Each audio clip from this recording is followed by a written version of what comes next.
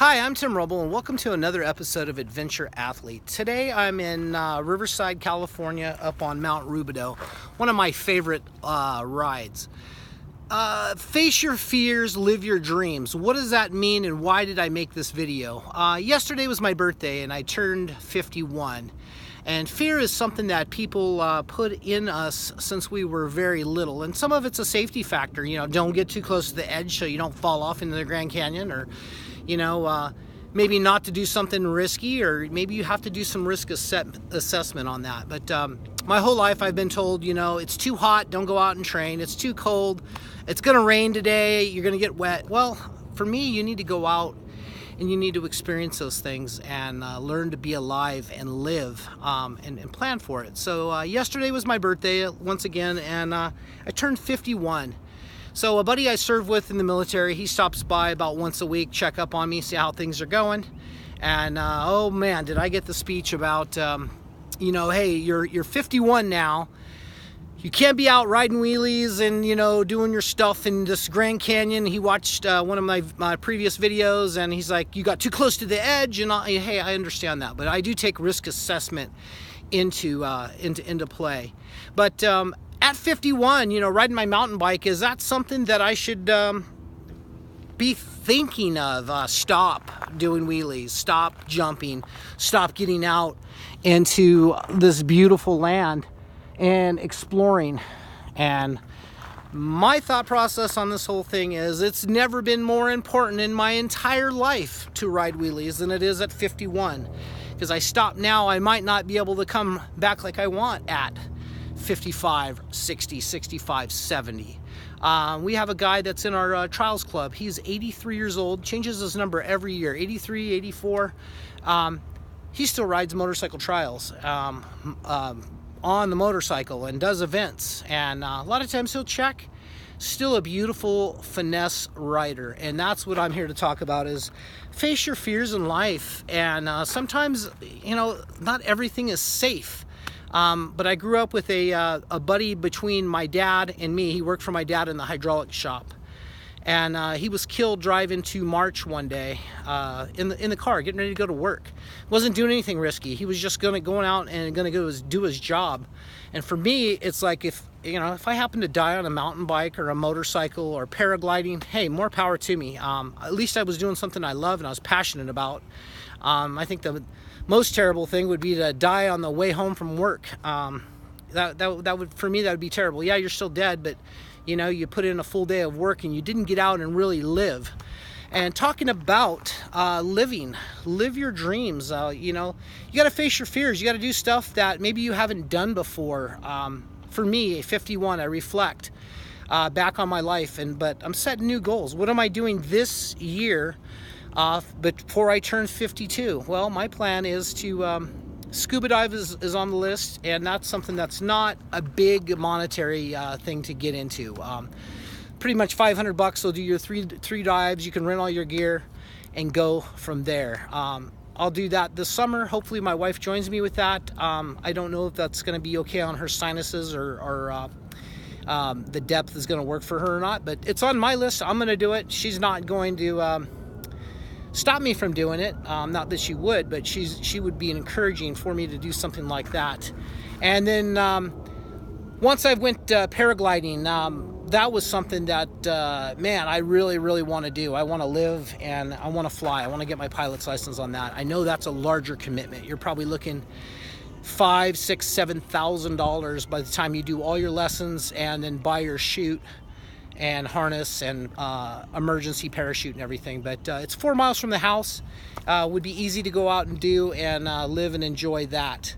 So talking on my little rant of things that I've learned, getting out, getting away from your daily grind, your daily job, and getting back to stuff that you love. On my road trip, the things I learned is I was removed from my comfort zone, from my environment. And it'd be real easy just to sit in the lawn chair by the truck and not venture out and explore anything. But I got on my mountain bike, 9 days in Moab. I did some mountain biking. Of course, I was there for the Rally on the Rocks. I did a lot of exploring and got to go out and see some really neat stuff. So that's for me, that's living. But I was away from the grind of the house. The clients calling, wanting something fabricated, wanting brackets, wanting something welded up. You were away, and it really was just a neat way to think and reflect on life and where maybe we should go. I think for myself, my whole life, I've collected too much stuff. We were raised to, or I was raised to, you know, you had a nice car and you had two nice cars. You know, you had nice tools and motorcycles and RVs and all of this stuff. But a lot of times you have a lot of stuff that's just sitting around you're not using. You got a garage full of stuff. Scrutinize your gear, scrutinize your packs, and go through and figure out, like, is there something I can get rid of and not miss and create a little bit more capital?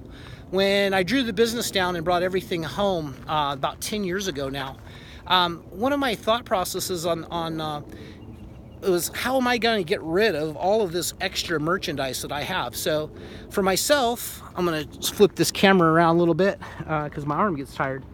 For myself, I put everything on eBay, and the things that I learned about that process was a lot of my used stuff sold faster than my brand new stuff, because the brand new was a competitive range.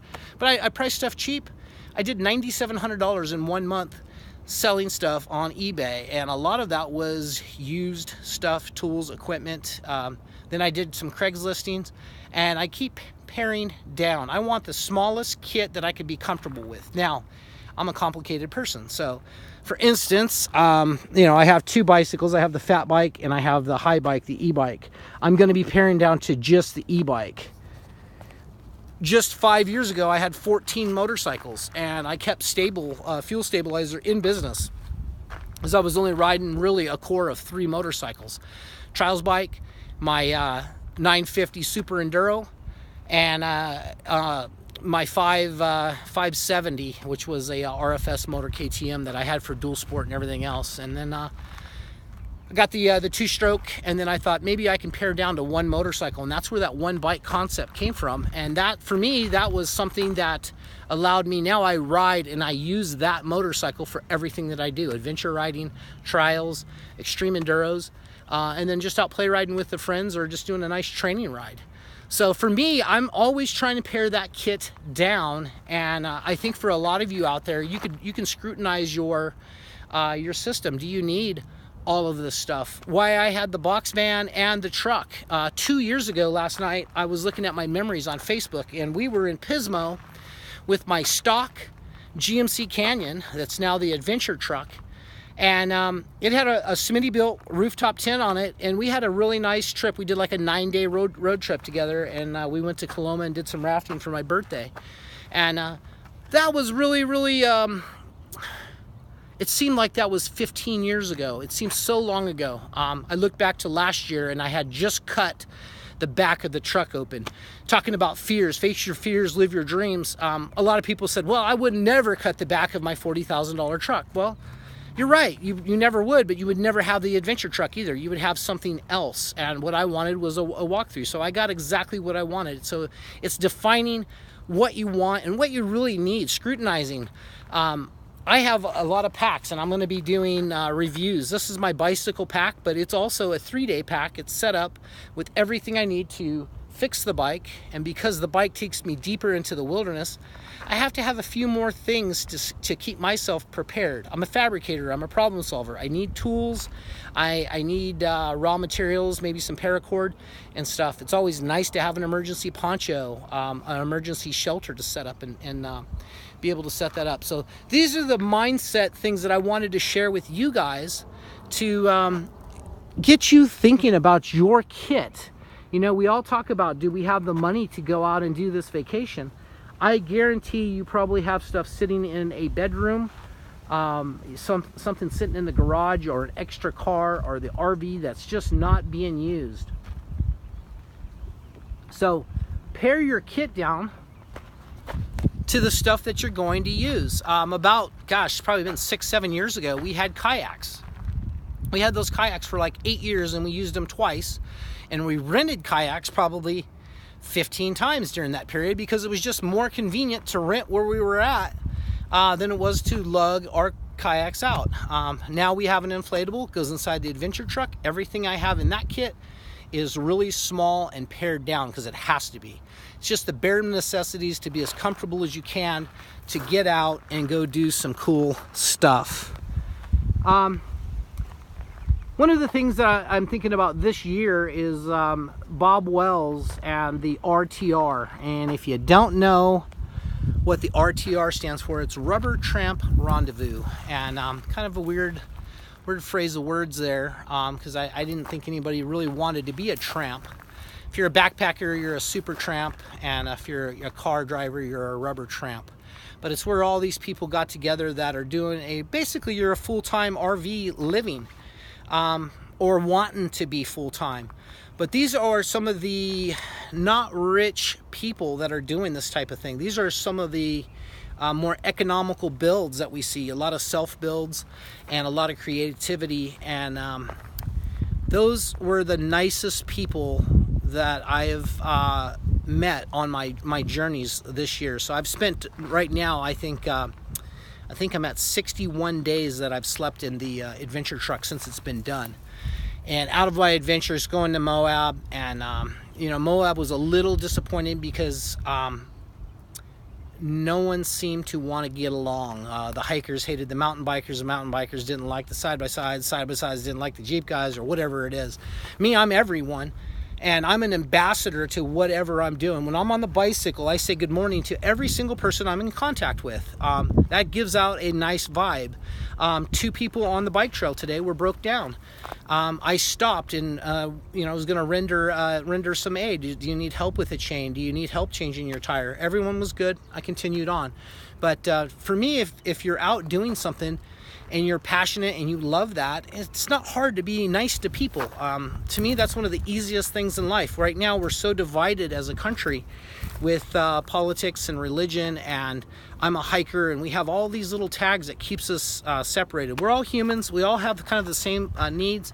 So I say one tribe, one people, say good morning, and render aid to whoever may need it. That's just me and who I am as a person. And hopefully, if you're doing something, maybe you're a tennis pro or something, I don't know.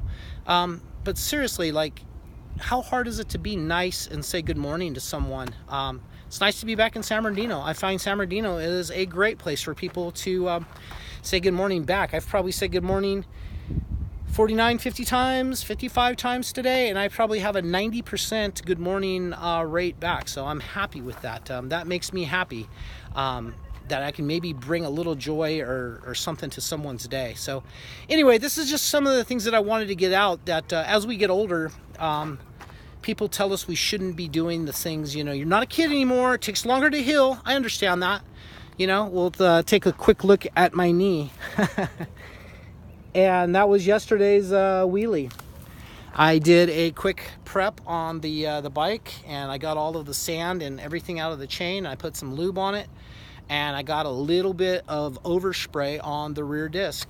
So instead of stopping and cleaning it, I just continued on with the ride. And of course, me being me, I wheelie every single intersection I do from a light. When I stop and balance, don't put my foot down.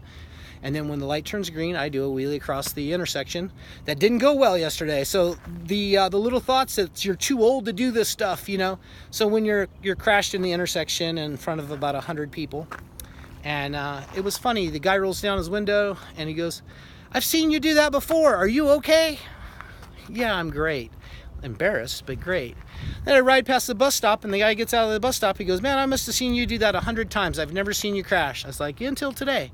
So when I got on the bike this morning, what was my mindset? My mindset was, let's go do 100 wheelies today and we'll get it right. But I did it with a prepped disc. I took some sandpaper and roughed it up. So now I have a good brake to help keep me over center. But these are the things I plan on riding wheelies until I no longer live or no longer can. So just because someone else has a fear in their mindset, that fear is not going to come into mine. Anyway, that's kind of the point I wanted to get across today. Hope everyone's having a wonderful day. How do you want to live your life? If you like this type of thing, please hit like and subscribe. I'm trying to grow the channel and trying to bring you better content this next year, and that's my commitment to you guys. And once again, I thank each and every one of you guys for watching. Thank you for your comments, and if you have any questions, want to know something, hit me up in the comments and I'll get back to you. Thank you guys so much for watching. I'm Tim Roble, and I'll catch you here next time.